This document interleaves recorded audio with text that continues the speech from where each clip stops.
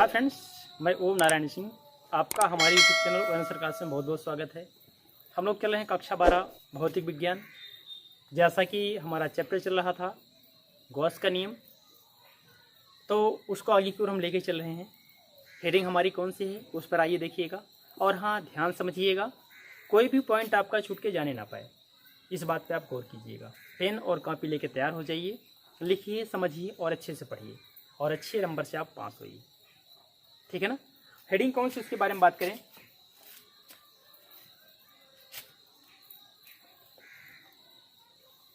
आवेशित चालक के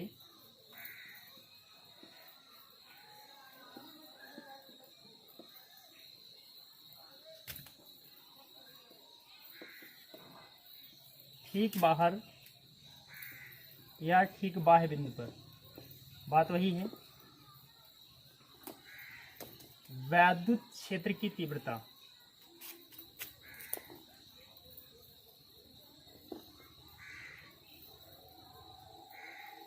ऐसा कुछ बहुत ही इंपॉर्टेंट हेडिंग है। इसके बारे में आप देखिएगा, समझिएगा, उसके बाद हम लोग बात करेंगे। एक आवेशित चालक की प्लेट है, ठीक है। हेडिंग में देखिएगा, आवेशित चालक के ठीक बाह्य बिंदु पर कोई बाहर बिंदु है, वैद्युत क्षेत्र की तीव्रता। चलिए पहले इसका डायग्राम बना लेते हैं, समझ लेते हैं। ये हमारे सामने एक प्लेट है, बात क्लियर।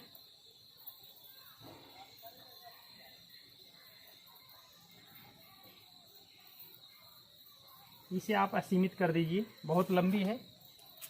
ये इसका फर्स्ट फेज है, ये इसका सेकंड फेज है, ठीक।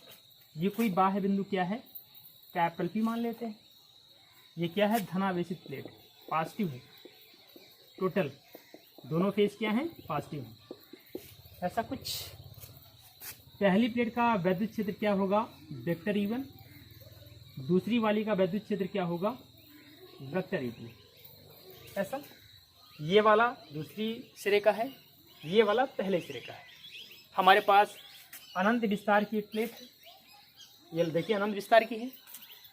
दो सिरे हो गए, पहला फेज दूसरा फेज। पहले फेज का वैद्युत क्षेत्र क्या है, वेक्टर E1 है। दूसरे फेज का वैद्युत क्षेत्र क्या है, वेक्टर E2। अब जब दोनों मिलेंगे तब बिंदु P पर हम निकाल पाएंगे। अच्छी बात है, पहले लिखिए, समझिए, ये प्रूफ है, ठीक है ना। इस प्रूफ को आप सिद्ध करेंगे, लेके आएंगे सामने, दिखाइएगा। माना अनंत विस्तार की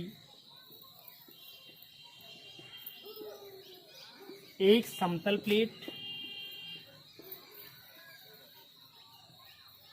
ठीक। जो आप यहां देख पा रहे हैं वही चीज आपको लिखना है, एक्स्ट्रा आप कुछ नहीं लिखेंगे। एक समतल प्लेट, और हाँ, पृष्ठीय आवेश घनत्व क्या है, दोनों छोटा सिग्मा हो गए, ठीक। वो चीज यहां दर्शाएंगे, जिसके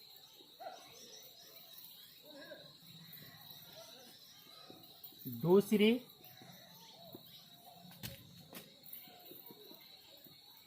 फर्स्ट फेज तथा सेकंड फेज हैं, देख पा रहे होंगे आप।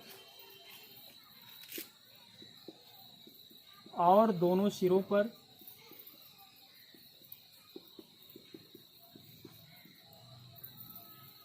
धनावेश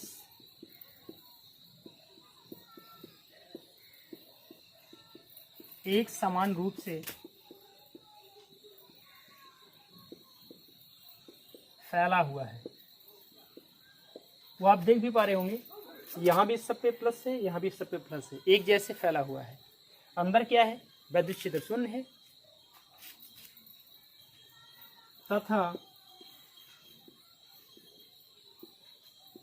प्लेट के भीतर वैद्युत क्षेत्र शून्य है। क्यों है, क्योंकि प्लेट के भीतर आवेश होता ही नहीं। किसी गोले के कोष्ठ के भीतर आवेश होता नहीं। जब आवेश नहीं है तो इलेक्ट्रिक फील्ड नहीं होगा, क्योंकि फार्मूला क्या है, E प्रोपोर्शनल Q होता है। सिंपल सी बात है। तो जहाँ ये नहीं रहेगा तो ये भी नहीं रहेगा, या फिर अगर Q 0 हो गया तो E भी 0 हो गया। सिंपल सी बात। चलिए देखते हैं आगे की ओर, हम लोग लेके चलेंगे अपने प्रूफ को, आगे की ओर बढ़ाएंगे। क्या मिलेगा उसके बारे में बात करते हैं। तथा दोनों पृष्ठों का या फेजों का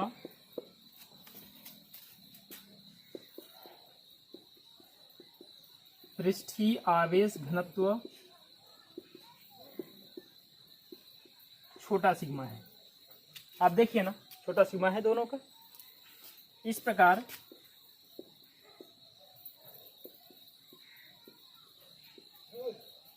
फेज फर्स्ट से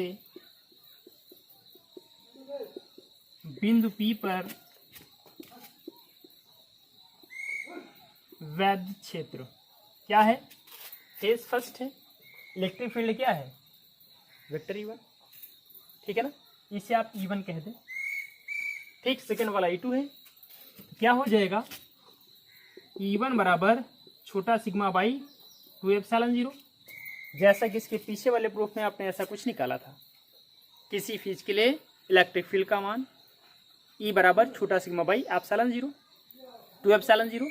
वही चीज़ तो हुआ है, पहले सिरे का निकाल दिया, अब दूसरे का निकालेंगे।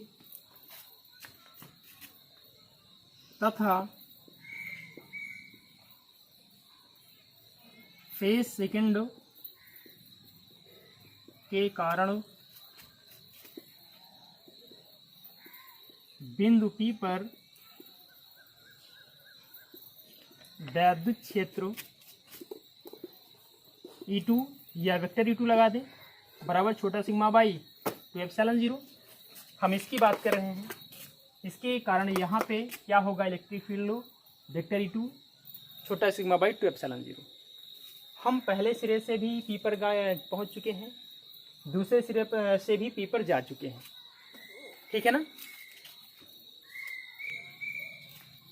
तो दोनों सिरों से हम P पर जा चुके हैं। अब निकालना है एक्चुअल में परिणामी क्या होगा। तो लिखिएगा, अतः बिंदु P पर परिणामी वैद्युत क्षेत्र, ठीक, इसके द्वारा भी, इसके द्वारा भी E बराबर क्या हो जाएगा, या वेक्टर E बराबर क्या हो जाएगा? Vector E1 plus vector E2, ऐसा कुछ रखिए ना मान। वेक्टर E बराबर हो गया आपका छोटा सिग्मा बाई 2 एप्सिलॉन 0 प्लस छोटा सिग्मा बाई 2 एप्सिलॉन 0। कहाँ से मिला? ये ऊपर है ना, देखो ना, आप जोड़ दो, दोनों सेम है। 2 छोटा sigma by 2 epsilon 0 cancel out. क्या मिल गया हमको? E या फिर वेक्टर E बराबर क्या हो जाएगा? छोटा सिग्मा बाई एप्सिलॉन 0। ये इसका क्या है? सदिश रूप, या ऐसे कहेंगे E बराबर छोटा sigma by epsilon 0। That is proved.